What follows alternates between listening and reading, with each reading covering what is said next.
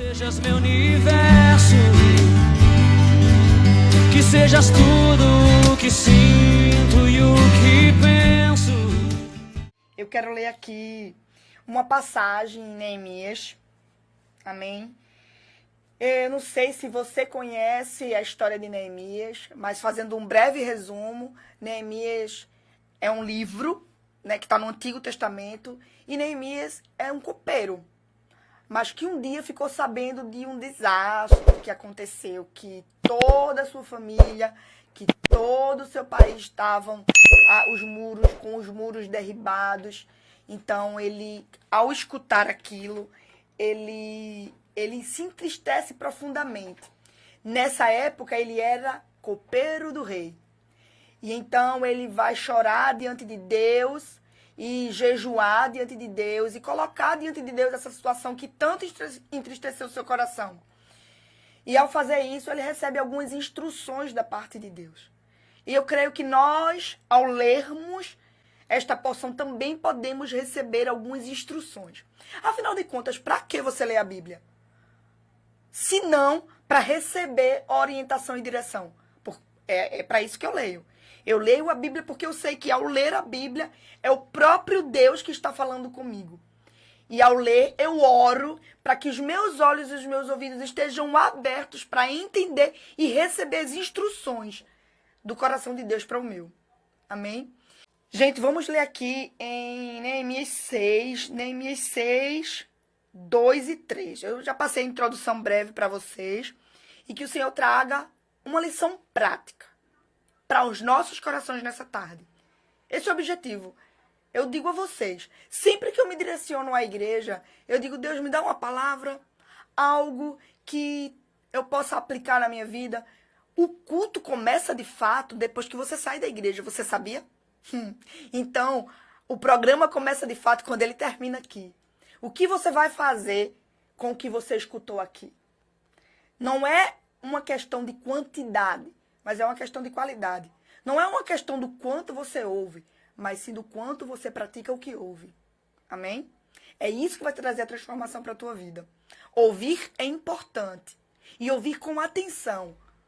Portanto, se prepara agora. Se você tiver com a tua Bíblia, abre a tua Bíblia no livro de Neemias.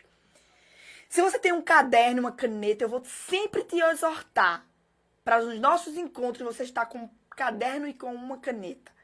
Porque há uma importância para o teu cérebro. Quando você escreve, ele entende que aquilo é importante.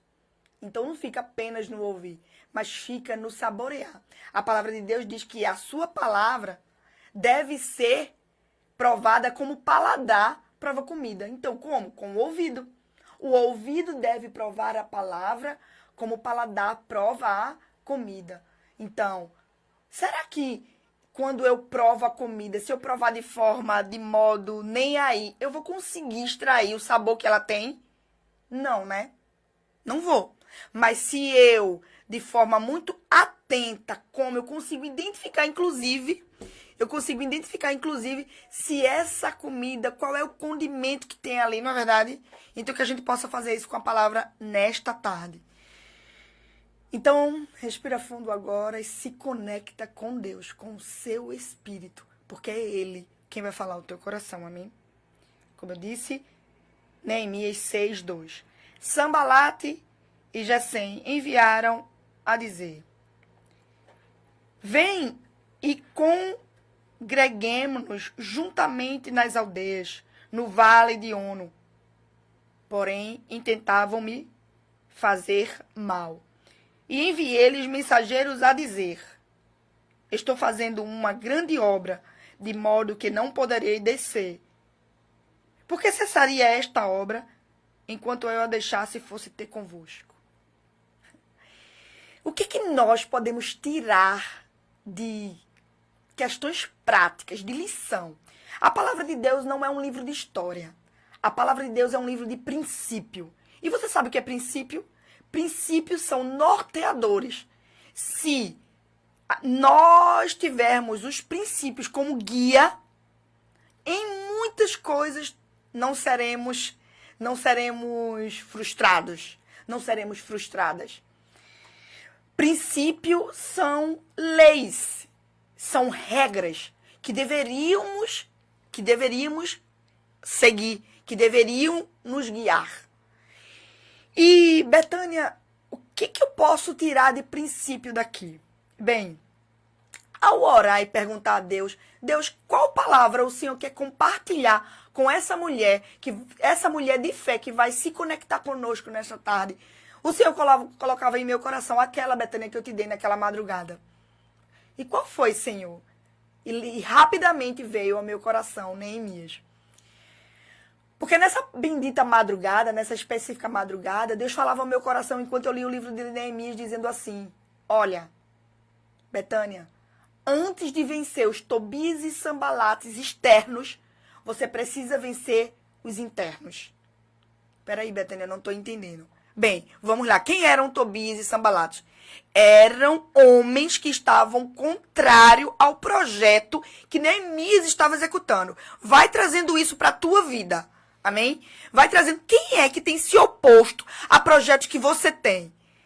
Para a tua família, para o teu negócio, para a tua vida espiritual, para as tuas finanças.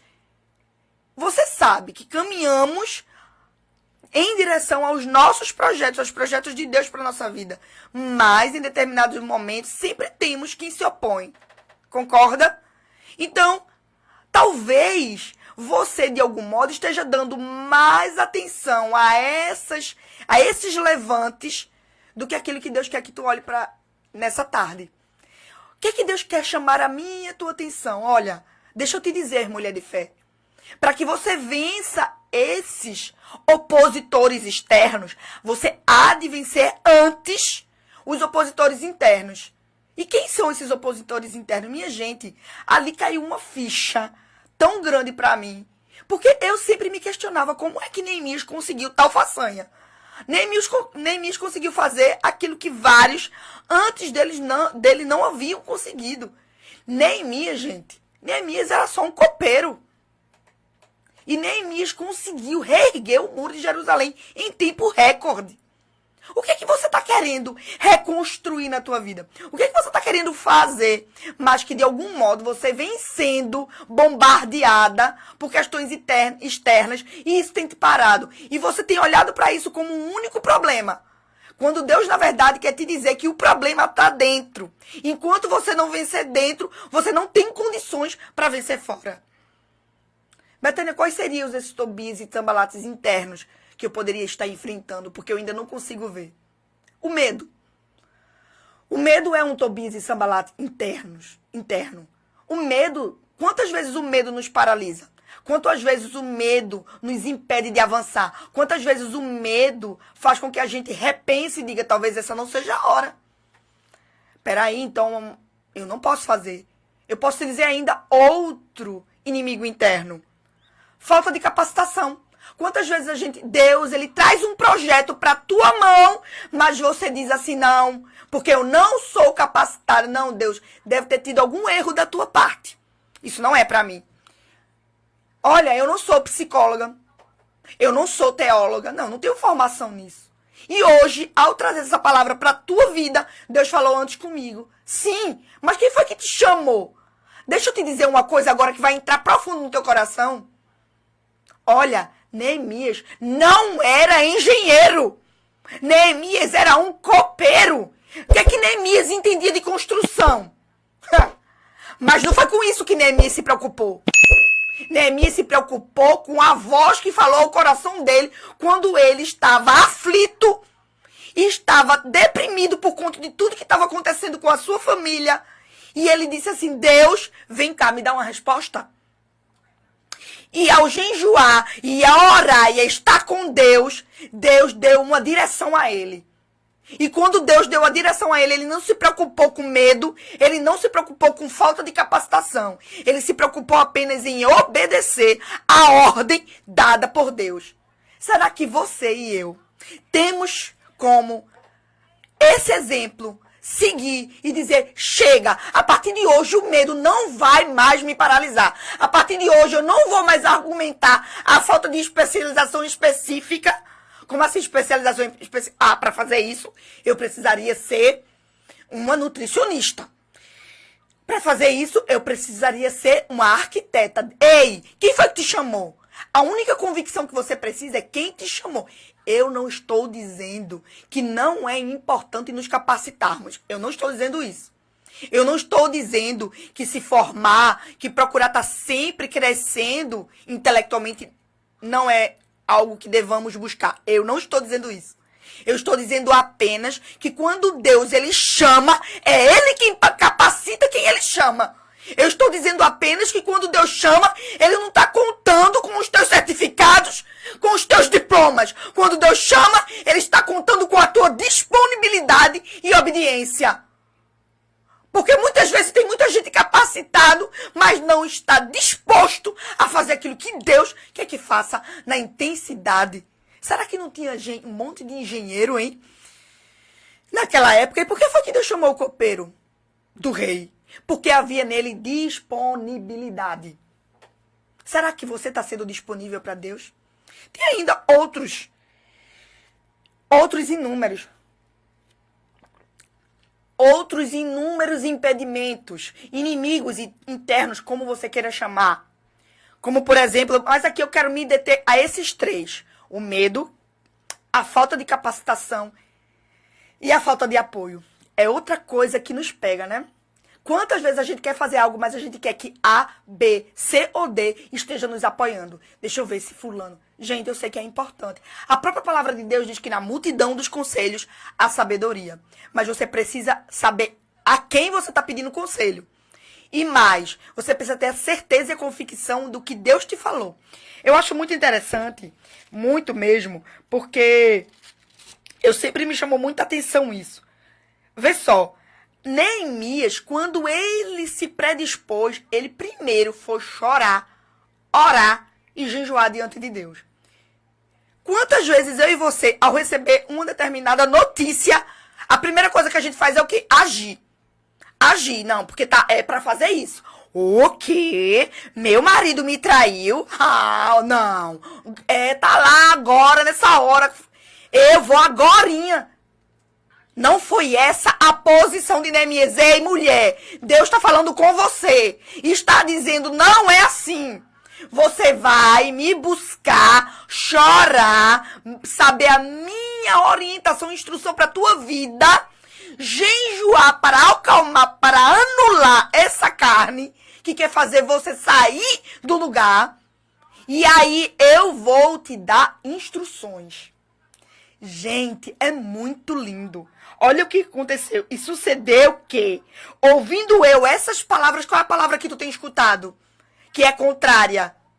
Qual é a palavra que tu tem escutado que quer te tirar do lugar? Qual é a palavra que você está escutando que está te dizendo, ei, esse sonho já era. Ei, essa situação não tem jeito. Deus está te dizendo nesta tarde, não é assim que você vai agir, dando ouvidos a essas palavras e imediatamente agindo conforme essas palavras. Não, você vai fazer assim, como Neemias. E se isso der o quê? Ouvindo essas palavras, assentei-me, não é levantar e agir, é sentar. E chorei e lamentei por alguns dias e estive jejuando e orando perante o Deus dos céus. Olha que instrução tremenda. Você quer uma estratégia de guerra? Você estava perguntando a Deus, Deus, o que é que eu vou fazer? Diante disso, Deus me dar uma palavra. É essa. Mas é difícil, né? Eu sei que é difícil você acatar essa palavra como uma instrução. Sabe por quê? Porque o que a gente quer? A gente quer que Deus diga, vá lá, pegue isso, faça assim, diga assado, não é assim? Mas não é isso que Deus está dizendo para a tua vida. Deus está dizendo, olha, senta, não é levanta, senta, chora, ora, jejuma. E fica atenta, porque eu vou te dar as estratégias. Sabe o que aconteceu com Neemias? Neemias saiu com um plano de ação da presença de Deus. Coisa mais linda. E Deus moveu o coração do rei. Quando Neemias chegou diante do rei, o rei disse, peraí que você está triste. Eu te conheço, Neemias. Você está triste. O teu coração está triste porque os teus olhos revelam o teu coração. O que eu posso fazer por você? Deus, olha, Lembra de uma coisa, guarda isso no teu coração agora. Você busca o favor do homem. Mas a palavra de Deus diz, olha, eu primeiro, você cresce no meu favor. E eu sou quem te dou o favor dos homens. Não é verdade? Quantas vezes a gente quer que o homem reconheça o nosso valor? Quantas vezes você quer que o seu chefe reconheça o quão capacitada, dedicada e proativa você é?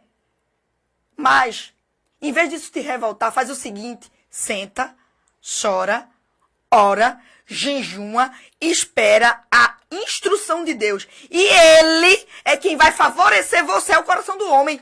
Neemias não fez nada diante do rei, não. Ele fez diante de Deus. E Deus favoreceu ele diante do rei. Você quer mais instruções de estratégia nessa tarde? O que você vai fazer? Me conta. Manda uma mensagem. O que você vai fazer com isso que Deus está te dizendo agora? Porque não é você achar lindo só essa palavra. É você dizer, oh glória, amém Senhor, escutei Deus. Eu estava sem direção. Eu estava sem instrução. Eu estava perdida. Mas agora eu tenho. Agora eu tenho instrução e eu vou seguir. Olha, eu vou te dizer, foi assim. É assim. É desse modo que eu venho mudando a minha vida. Porque na hora que Deus me falou isso, eu decidi. Eu disse, Deus, então, se essa é a instrução, eu vou começar a vencer meus Tobias e Sanbalates internos primeiro. Eu vou fechar meus olhos e meu ouvido para tudo que é externo e vou abrir para tudo que é interno. E vou procurar em mim medo. Vamos lá, vamos trabalhar isso. Está repreendido. A palavra de Deus diz que Ele lança fora todo o medo. Não é verdade? Então, eu comecei a olhar para dentro. Olha, a ansiedade, não. Não estejais ansiosos por coisa alguma. Então, eu comecei a trabalhar e dar ordem interna para os meus Tobias e Sanbalates, para os meus inimigos internos. E isso tem me fortalecido e me colocado firme. E isso tem evitado que eu seja inconstante como a onda do mar. Isso tem evitado que qualquer situação externa me tire do projeto de Deus para minha vida. Só tem uma coisa que me preocupa. É realizar aquilo que o meu Deus disse para mim. Ponto. E as outras coisas, Ele há de solucionar. Porque, ei, deixa eu te dizer uma coisa, agora guarda isso no teu coração. Não tem mar que se mantenha fechado quando foi Deus quem te mandou. Chega a hora, Ele vai dizer, bora, estende a mão e abre o mar e acabou. Então não existe situação impossível. Quando é Deus que está no governo da tua vida. Mas para Deus estar no governo da tua vida, você precisa se posicionar para vencer esses inimigos internos. E, Betânia, como é que eu vejo esses inimigos internos? E sucedeu o quê? Ouvindo eu essas palavras, assentei-me e chorei e lamentei por alguns dias. E estive jejuando e orando. Onde é que está escrito isso? 1 Neemias 1:4. É essa estratégia que Deus tem para a tua vida hoje, nesta tarde. Então você não pode dizer que Deus não falou com você, que Deus não te instruiu. Agora cabe a você permanecer nessa palavra ou fazer diferente do que essa palavra diz. Amém? Que sejas meu universo, que sejas tudo o que sinto e o que penso.